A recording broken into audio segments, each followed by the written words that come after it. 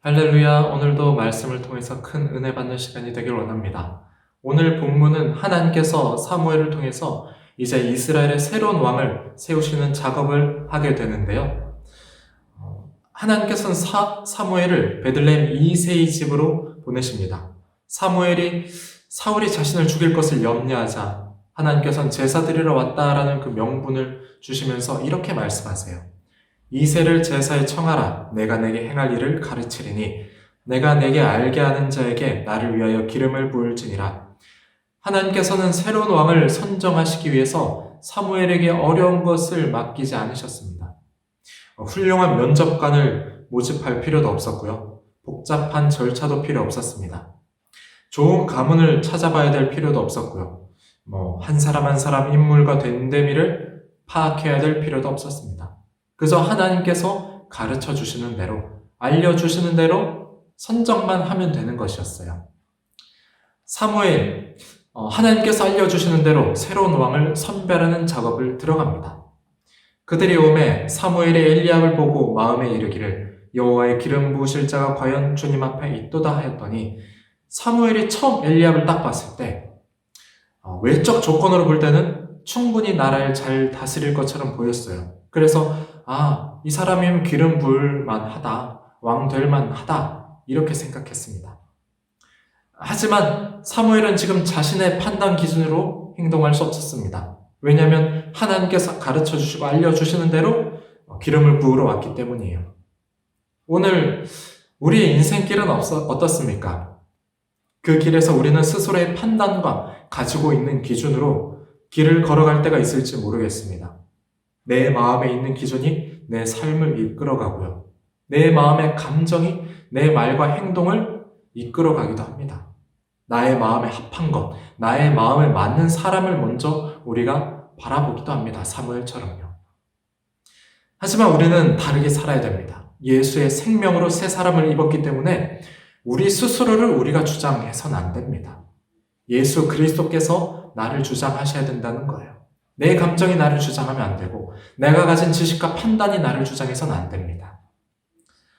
사울을 보십시오. 사울은 자신의 삶을 자신이 주장했기 때문에 실패했습니다. 자신의 판단 기준을 생각했던 사무엘에게 하나님께서 말씀하세요. 여호와께서 사무엘에게 이르시되 그의 용모와 키를 보지 말라. 내가 이미 그를 버렸노라. 내가 보는 것은 사람과 같지 아니하니 사람은 외모를 보거니와 나 여호와는 중심을 보느니라 하시더라.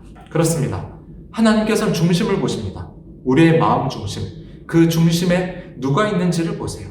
나의 행동과 말의 중심이 무엇인지를 보신다는 의미입니다. 그것이 하나님의 선택 기준이고요. 하나님의 일하심의 방법입니다. 오늘을 살아가는 우리 그리스도인에게 중심은 무엇입니까? 내 삶의 중심. 다른 것 다 바꿔도 절대 바꿀 수 없는 중심. 진리.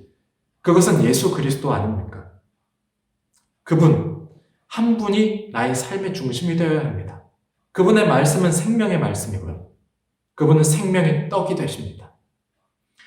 생명에 관계된 것, 이건 결코 타협할 수 없습니다. 타협하면 내가 죽는데요.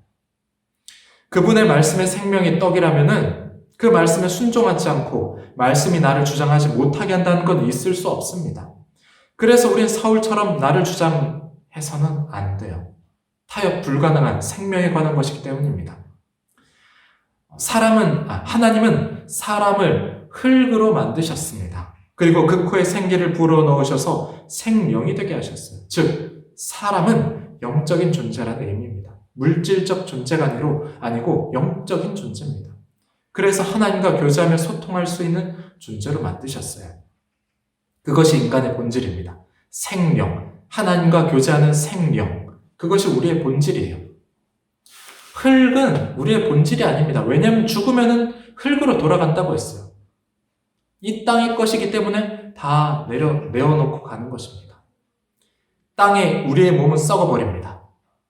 그래서 우리의 본질은 바로 생기. 우리의 본질, 생명, 생기가 들어온 생명이 바로 우리의 본질입니다. 왜 하나님께서는 흙으로 사람을 지으셨는가? 하나님의 영이 떠나면 그저 썩어버리는 존재라는 거예요. 아무것도 아니라는 거예요. 그것을 인식하라는 거예요. 너희의 본질, 너희의 정체성은 땅에 있지 않다. 하늘에 있다. 하나님과 동행함에 있다. 그것을 깨달으라는 것입니다. 여러분, 무엇이 나를 지탱하고 있습니까? 무엇이 우리의 정체성을 이루고 있습니까? 똑같은 흙이 바탕이라고 해도 무엇을 심느냐에 따라 달라집니다. 똑같은 흙이지만 어떤 커피콩을 심느냐에 따라 커피 향과 맛이 다 달라지는 것처럼, 또 같은 땅이라고 해도 거기에 마약을 재배하면 사람을 죽이는 땅이 되는 것처럼 달라요. 무엇을 심느냐에 따라서 다릅니다. 땅은 생산의 목적입니다. 우리 안에 어떤 것들이 세워져 있고 어떤 것들이 생산되고 있는가, 그것을 보십시오. 우리 안에 선한 것들이 생산되어야 합니다. 선한 열매가 맺어져야 돼요. 그래서 우리의 중심이 굉장히 중요합니다. 내 중심에 무엇이 있는가. 그 중심에서부터 우리는 열매들을 생산해내기 때문입니다. 다윗은 목동이었어요. 사무엘이 와서 이새의 모든 아들들을 불렀을 때 양을 지키고 있었습니다. 초대받지 못했어요. 왕이 될 목록 리스트에도 없던 사람이 다윗이었습니다. 사람에게 주목받지 못한 인생. 하지만 하나님은 다윗을 주목하십니다. 사람이 보기에 볼품없어 보여도 하나님께서 세우시면 그걸로 끝입니다. 사람들에게 능력으로 인정받지 못해도 하나님이 인정하시면 그걸로 된 거예요.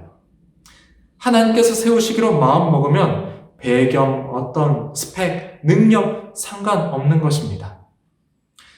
취업 구종 세트라는 말이 있습니다. 취업을 잘 하기 위해 갖추어야 될 조건, 학벌, 인맥, 또 학점, 이런 것들이 있는데요. 그 중에 한 가지 조건이 바로 성형수술입니다. 개인의 실력을 요구하는 취업 조건에 성형수술이 있다는 건 어떻게 보면 우습기도 한데요. 이게 팩트입니다. 설문조사에서 880개 회사를 대상으로 했는데요. 신입사원 채용 시 지원자를 외모를 평가하는 곳이 무려 60%가 넘었습니다. 외모 때문에 감점을 주거나 탈락시키는 경우도 절반이 넘었습니다. 그 이유에 대해서 이렇게 말합니다. 외모가 좋으면 근무 분위기가 좋아진다. 외모가 좋은 사람은 인간관계도 좋고 대인관계 원만하면 자기 관리가 원만하다, 잘한다, 그렇게 말합니다.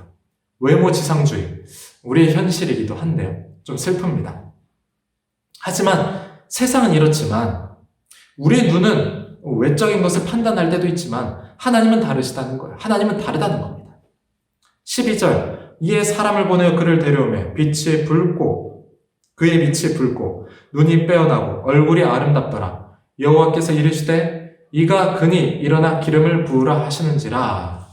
얼굴이 아름답다는 말, 이 외적인 아름다움과는 전혀 다른 의미입니다. 어린아이 같다, 왕될 감이 아닌 것처럼 보인다, 약간 그런 의미예요. 왜냐하면 그 이후장 사무엘상 17장에 보면 골리앗이 다윗을 업신여겼던 이유가 바로 이렇습니다. 젊고 붉고 용모가 아름답기 때문이다. 뭐야 이거? 이 장수 같지도 않은 얼굴을 하고서 나왔네? 이런 거예요. 사무엘이 봤을 때도 그런 겁니다. 왕 같지 않잖아. 이게 뭐야? 그런 거예요. 나라를 다스리기에 적합해 보이지 않았던 다윗의 외모와 능력. 하지만 하나님께서는 중심을 보셨습니다. 마음 중심. 그 중심이 어땠는가? 다윗이 이후에 골리앗과의 전투에서 보여진 모습을 보면 그 중심이 어땠는지를 알 수 있어요. 사무엘상 17장 47절인데요. 또 여호와의 구원하심이 칼과 창에 있지 아니함을 이 무리에게 알게 하리라. 전쟁은 여호와께 속한 것인즉 그가 너희를 우리 손에 넘기시리라. 네, 여호와께 속했다. 모든 것이 여호와께 속했다. 하나님만을 바라보며 하나님만 의지하면서 그 앞에 서 있는 골리앗을 바라보지 않고 하나님을 바라봤습니다. 마음 중심이 하나님을 향해 있었다는 거예요. 말씀을 이제 마치기 전에 또한 다윗이 얼마나 하나님 앞에 정직했는가, 하나님 중심으로 살았는가, 다윗 이후 왕들이 하나같이 다윗을 기준으로 이제 평가받았어요. 잘하면은 다윗처럼 잘했다, 못하면 다윗 같지 않았다라고 평가를 받습니다. 이제 말씀을 마칩니다. 하나님께서는 이렇게 말씀하세요. 나는 한 왕을 보았느니라. 다윗을 보았던 것처럼 오늘 우리를 하나님께서는 주목하고 계십니다. 우리를 보시면서 하나님께서 이렇게 말씀하시길 원합니다. 내 마음에 합한 자를 보았느니라. 내가 쓸만한 자를 보았느니라. 마음 중심이 나를 향해 있는 자를 보았느니라. 넘어지고 상처 많고 아파할지라도 나만 바라보고 있는 자를 내가 보았느니라. 우리가 이런 평가를 듣길 원합니다. 하나님의 일하심, 하나님의 기준 세상과 다릅니다. 마음 중심이라는 거예요. 오늘 성도 여러분 모두가 하나님의 마음에 합한 사람, 외적 판단 기준을 뛰어넘는 마음 중심이 하나님 앞에 올바르게 서 있는 사람이 되어서 하나님께 귀하게 쓰임받고 또 칭찬받는 성도 여러분들 되시기를 주님의 이름으로 축복합니다.